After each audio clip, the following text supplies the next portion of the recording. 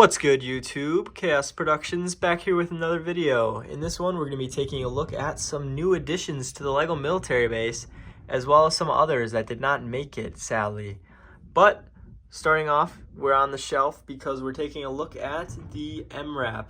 This was one of the United States' first attempts at making an up-armored, IED-resistant, mine-proof vehicle. So this is an MRAP. They were designed during the War on Terror. This one has working suspension. So this one is very realistic and one of my favorites in my opinion. I do have the Crow's self-automated turret on top here. This thing can be remote manned by the inside from a remote, so you don't actually have to have a guy on top to protect it. Some other soldiers right here. Another vehicle that I was showing during that same time frame is the MATV.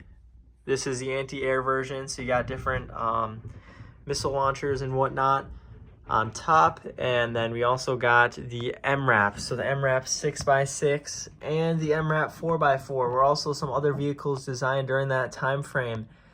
And also, honestly, some of my favorite vehicles in general, just because of how up-armored and mine resistance protected they are.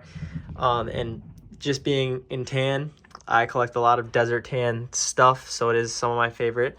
But I am starting to like also some of the camouflage stuff. So we also got a camouflage MATV. This one, though, has a different turret on the top. It actually has a Javelin and 50 cal anti-air Crow's version. So it does differ slightly, but the camo has been growing on me, especially during this Ukrainian war that's been going on. Slava Ukraine. I got some of my Ukrainian troops in front of there because they've actually been utilizing a lot of the equipment the U.S. has been giving them. And notably, some of it has been very, very, well in performance. So we got a few more Ukrainian soldiers over here. This one is holding a Stinger missile launcher, but we also have different soldiers like Zelensky right there. And then we got a different cargo carrier, some more Ukraines in here, as well as one of their top vehicles right now is the M2A3 Bradley. This is an infantry fighting vehicle, can carry the soldiers in the back as well as protect them with the guns on top, which is being proven very effective in the Russian-Ukrainian war. Some more additions that I have here are the newest Brick Designers JLTVs. I'll give you a better look. We have two more here, but these are the Crow variants, so they're you can control them from the inside, as I already said. These ones just have the man turret on top.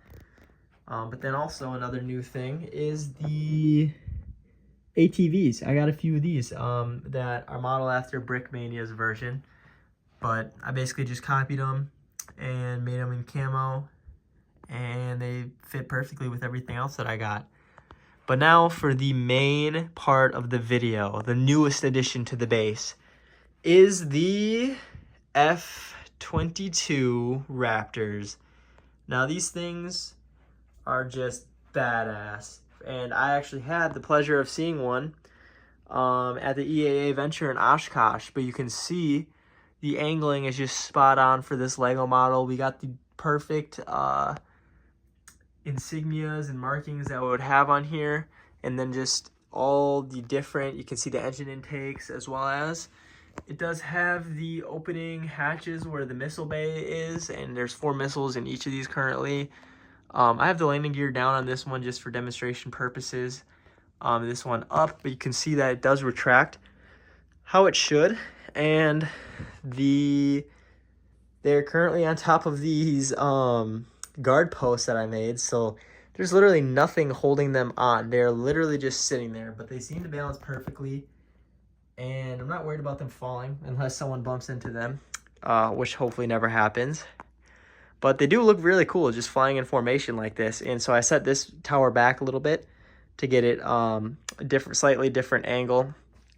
But yeah, these guys are just incredible. I love these. So the main thing that they are escorting is the B-2 stealth bomber. So this is also another new addition to the base.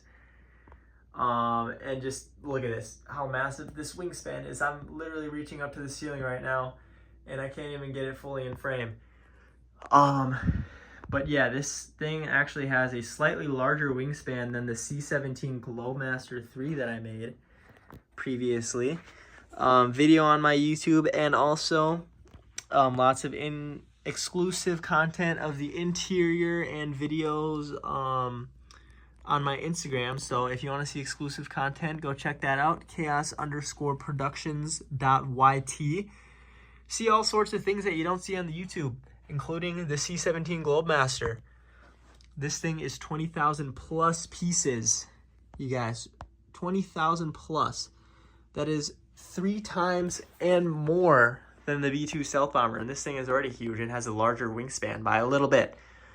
But let's go take a look at it. So you can see the engine exhaust, or sorry, the engine intakes. They all taper down along with the back. This plane is very fluid, and just looking at it, it doesn't even look like Lego. So it was actually designed to mimic a flying falcon or like an owl, just being very aerodynamic. So right now I have the front landing gear open. The back are retracted into the plane currently, but I have it on this very rigid Technic stand that needed some support because it is on top of my hangar, which I wanted it to have as it's being escorted. But you can see the engine exhausts all blacked out just like the real one is.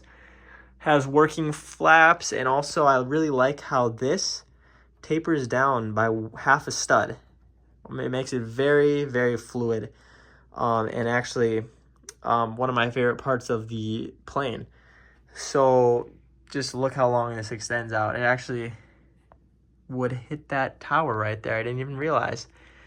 But yeah, then just looking at here, I do have the bomb bay doors open. And inside here are the Moab, or mother of all bombs. These are the biggest non-nuclear bomb that a B-2 can carry, I believe. But these are deadly, okay? These will wipe out cities. And so right now, I have them open and loaded up and being escorted by the F-22 Raptors off to the destination of where? We do not know, because it is a secret mission taking place. Or maybe it's just a practice run, who knows? But you can see the F-22s look very cool from behind. It's kind of giving me the idea to add some flames in the back of those exhausts. I feel like that would actually look really cool. But yeah, you can see the landing gear down one looks a little bit different, but they do look both very, very cool. And I'm just hoping they don't fall, because the B-2 is just massive, man. But yeah, that's the main new addition to the base, you guys, and that's something I'm really proud of. It took me about a weekend, 4 days to knock this B-2 out, but it has a very rigid internal structure, very playable. And then I wanted to get the F-22s up in front just to make it also stand out, you know? I was actually modeling it after a picture that I saw of 2 F-22s escorting a B-2, which I thought was very cool. But yes, I have already heard it 100 times. The base is completely full. That's why I've been phasing things out and moving them onto the shelf if I no longer need them on the base. So a lot of these things were initially on the base that I've had like months ago. So you'll look in past videos, I had things of these on the base. And now as new things come in, I move them on the base and move old things out. So it's constantly changing. But another thing that I did say was added were the JLTVs. These are the tan variants. It's hard to get up close because of the C-17, but we do have the turret version, as well as the crows and the closed turret. Very cool JLTVs. But not cooler than the Brickmania version. I actually do have to give this one to Brickmania just because I like the printing better on theirs. And also theirs has working suspension and steering and a winch. So as a Brick Designers fan, I do have to give this one to Brickmania just because they did it much better. But I do like both. They're both good in their own ways. And then right here we have the Osprey V22. We got the CV22 back there and another V22 right there. But this one is unique and special because it has the VMM Red Dragon's insignia on there with the Red Dragon and the American flag This thing looks awesome. And I actually have this one hooked up to a motor, which you can actually see motorized on my Instagram reels. So go check that out if you want to see things like that. So I have a video of literally both of these being motored up at once, and it looks awesome. So I want to thank you guys all for watching. If you want to see an in-depth review of anything in particular, I know I'm getting a lot of requests on the C17. It is kind of hard. Well, not hard. It's just time consuming to take off the top. I built it in sections. So like this section can come apart along with the entire wing box section, as well as this whole front top. And then they also come into sections like this as well. And so it is time consuming, but I do have in-depth pictures of the interior as well as work in progress pics on my Instagram. So if you want to see that, go check it out. I highly recommend it. It is very cool. But yeah, the size difference is just incomparable. We got the C17 here with 20,000 plus pieces next to the AC-130 with like 5,000.